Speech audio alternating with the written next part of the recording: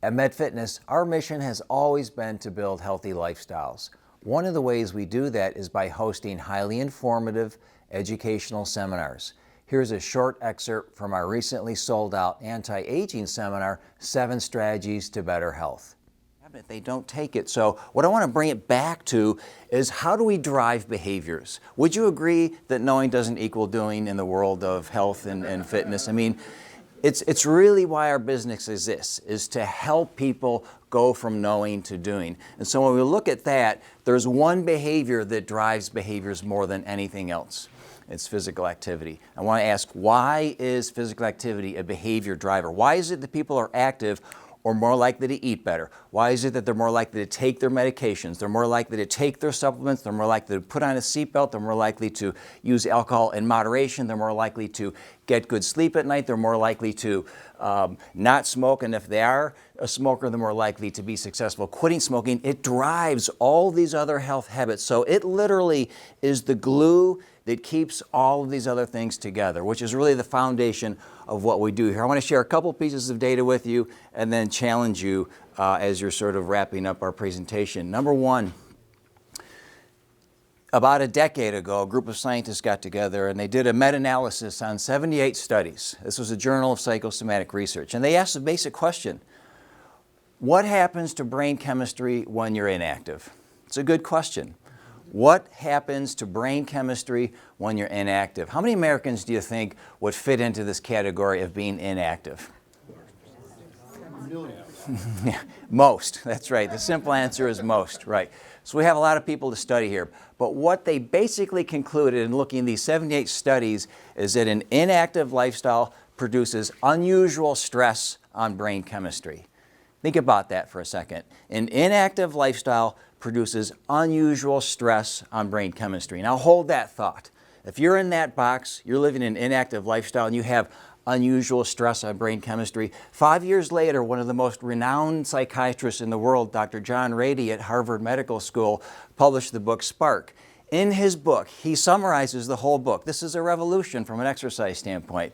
Exercise is an essential nutrient for your brain. What would happen to your body if I pulled out protein? Ask John. You'd have devastating consequences. You'd never be able to function well. You'd be sick your whole life if we pulled protein out of your diet. It's the same thing with activity, Jeff. I pull activity out of your lifestyle, you're sick forever. I don't care what drug you take. I don't care what nutritional supplement you're on. Your body will never be well. The leading psychiatrist in the world, he's got Reebok, Nike, all kinds of companies coming to him, sponsoring him to do talks on the benefits of physical activity. Well, then we have a study from the Journal of Education and Behavior saying that exercise is a gateway behavior.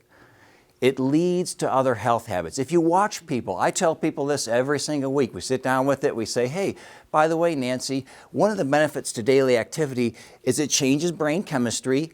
You think differently and you act differently. How many of you can relate to that? If you think differently, you will act differently.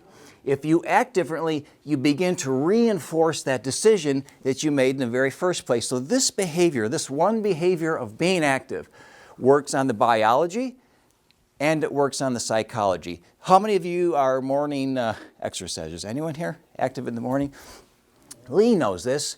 Lee comes in, he does his workout. The decision to get in a workout reinforces other good decisions in the day. It's a momentum building behavior. So versus Lee doesn't work out, he gets up, he's fatigued, he's thinking, no, I should have worked out. Now some of us aren't morning exercisers, which is fine, but wherever that behavior exists in your lifestyle, you have to realize how critical it is. It is a turning point for the whole day. I'm an evening exerciser. That's when it works for me, and that builds momentum for my next day. But whatever it is for you, understand it is impossible to be a sedentary human being and be healthy. It'll never happen in our lifetime. In fact, if you look at the one thing that we know about medicine today, is that nothing will kill you faster than inactivity. You realize that the American Heart Association, this was over 10 years ago, they said, hey, if you're inactive, you're just as likely to have a heart attack as a smoker. This was mind-blowing to Americans. You're not a smoker, but you're not exercising. You may as well take up smoking because you're going to have a heart attack anyway. So, right? That's how powerful it is. So you want to see physical activity as this sort of, again, John knows this term. We used it for years treating clients. It is the glue. If you do the physical activity, it leads to other good decisions. So it can be both formal, structured exercise as well as informal, spontaneous physical activity. But they do work. If you're not a naturally an active person, plan some activity into your day, and that will tend to spill into other opportunities for being active too. So my challenge to you is to look at your day from a time standpoint. Look at your day and your week from a time standpoint. If you said, is there anything I can do to prevent premature death and illness? And the answer is yes, there's a lot you can do. A lot of the information that John gave, all of it, the information he gave, is spot on. But how do I get to that? How do I get to whole food nutrition? How do I get to take an omega-3 supplement and use it regularly?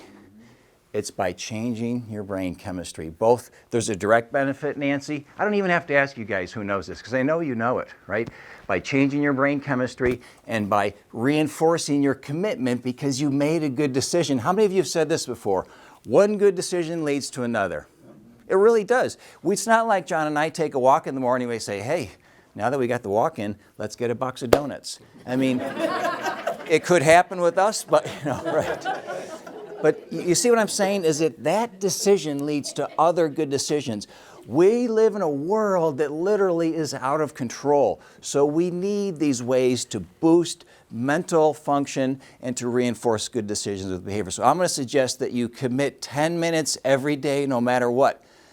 This can be all at once, it can be in doses, but in doing so, you're literally changing chemistry and you're reinforcing your decision to be healthy. I can't believe, those of you who know I had hip surgery in the summer, you know what I'm worried about more than anything else? It hurts, it's hard to get around, but what do you think worries me more than anything else? I can't be active, right? I'm basically a sedentary American right now. It's killing me inside and outside. That's what I'm worried about because I understand the enormous value of moving your body through space. So to conclude, I do want to, if you like the idea of exercising at a studio that supports your healthy lifestyle, give us a try.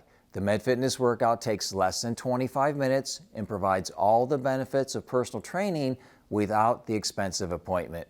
To take advantage of our current special deal, visit medfitnessprogram.com or call 630-762-1784 to schedule your free trial workout.